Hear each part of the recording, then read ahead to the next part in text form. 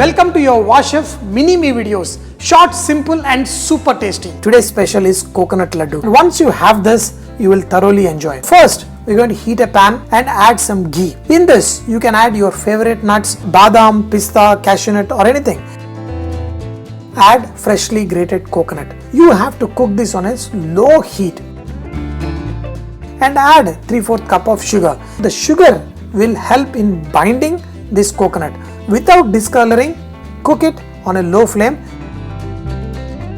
Then transfer it into a plate. Let it slightly cool down. Apply a little bit of ghee onto your hands. Make these ladoos round. Let it rest and you can serve these ladoos. These are my favorite ladoos. Let's go ahead and enjoy them. When you have these ladoos, look at them.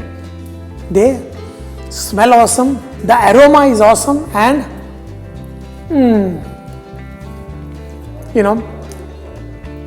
they just melt away in your mouth.